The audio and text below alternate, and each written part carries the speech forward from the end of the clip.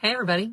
I hope you had a happy Thanksgiving filled with lots of healthy food and lots of laughter and love and families and friends. And I know my kids have we had out of three of our kids with us at my brother's house in New Hampshire this year, and another who actually got COVID out in Arizona, but was able, I think, to celebrate with friends as well. So I hope you had some at least had some downtime over the last few days. It feels like it's been a while. It has been 2 weeks because it's been a busy time of year, and I know I was on the road a lot, and I know a lot of you were as well. I have a lengthy list here, and I could either talk really fast in such a way that no one would get anything out of this whatsoever, or I'll try to give you broad themes of sort of what's been happening over the last couple of weeks and what lies ahead.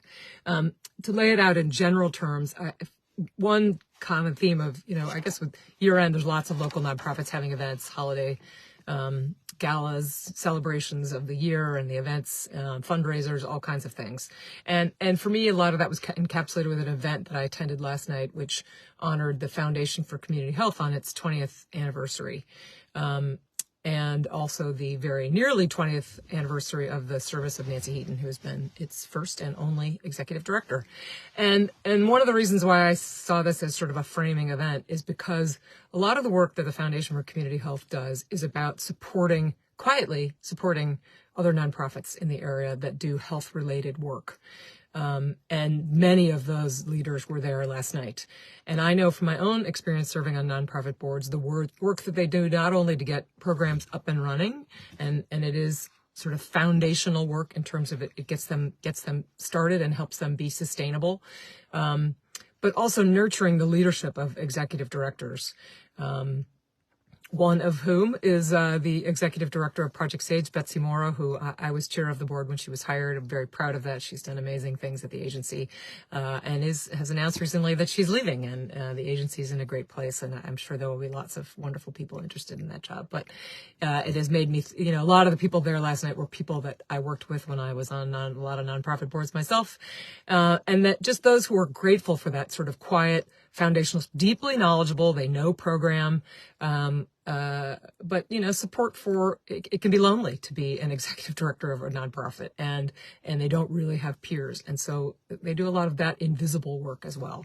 And just a reminder of all the people who both volunteers and employees who make those organizations work, and how grateful I am for all the things they do in the Northwest corner. So I had a lot of other meetings related to those, nonprofits about invasives, both aquatic and land-based, theaters, affordable housing, you name it. Lots of organizations, work, and really, at their core, this is people who really want to help our communities be better and more affordable and healthy places to live for all of us. And so they underpin a lot of what we do.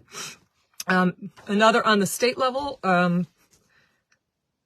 I, of course, given my role, have having a lot of budget conversations. We had the fiscal accountability reports that came out, the November version of them came out recently.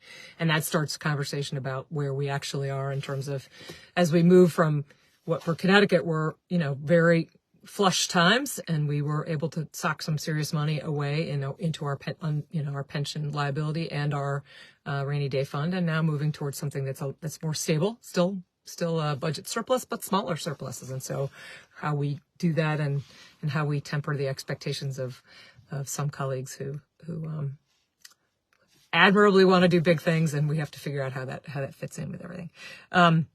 Another thing that there's been a lot of news about this week are EVs. We passed, actually in 2004, the state passed legislation that aligned us with the California standards on emissions. Now, a lot of people say, California, why is Connecticut ceding authority to California?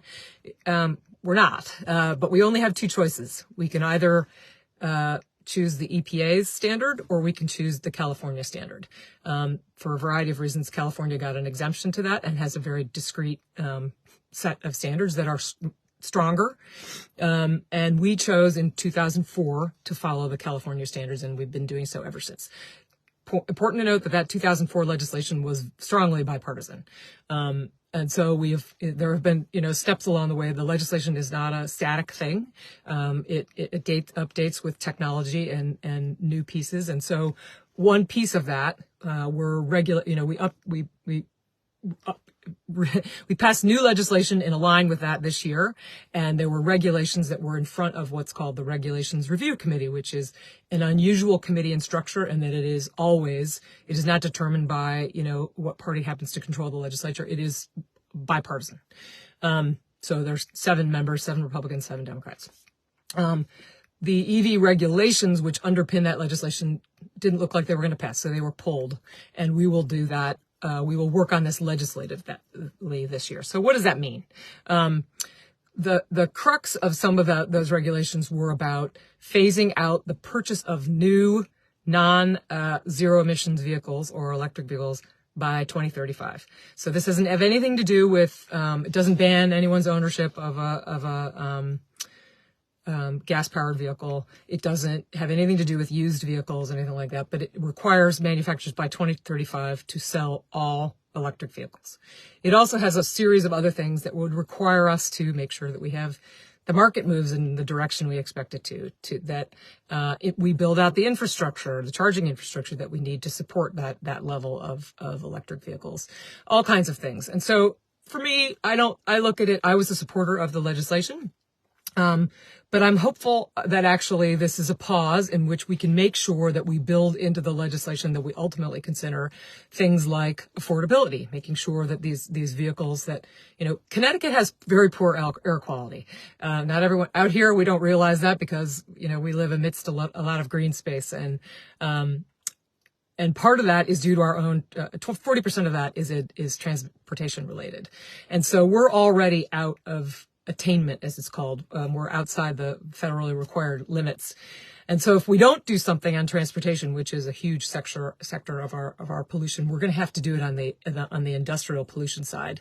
And we may have to do that anyway, but that's very expensive and very hard on businesses and very difficult to do. So this is the, the moment to focus on this. But I do think that taking a pause and making sure that Connecticut isn't going to be the driver for electric vehicles. We're not big enough. Other states, I think something like 40% of the states that have adopted the California standards represent over 50% of the national new vehicle market. So the other states that are in this are going to drive this market. We are not. So I think it's valuable for us to be able to put little checkpoints in here to allow us to say, is the market moving in the right direction in terms of affordability? Do we have proper supports for affordability? Have we built out the infrastructure so that we can decide on a ongoing basis whether it makes sense for us? So I think that makes a lot of sense. And I think those points were raised and raised a lot of concern. And I think it's a good idea for us to take a look at that. But that's what's happening there. I also had this is a kind of a broad topic, but I'll make it short, really interesting conversation with the leader of the Northwest Hills COG, Rob Phillips, and it was focused on transportation funding for our small towns, but particularly given the significant federal money that's coming into, the country and certainly Connecticut, and how small towns like ours can make sure that we participate in that funding. And it ended up ranging not just transportation funding, but other infrastructure funding as well, because it is difficult. Some of the projects that are bigger in scope get more attention because they have bigger impact. And, nobody's intending to leave small towns out, but that can be what happens if you don't proactively set up ways for towns to participate in that. So we were discussing, using bonding money perhaps to set aside a certain amount of money that municipalities might be able to use for matching grants that are required to access the federal resources, and just how to make sure we set things up in a way that everyone can participate.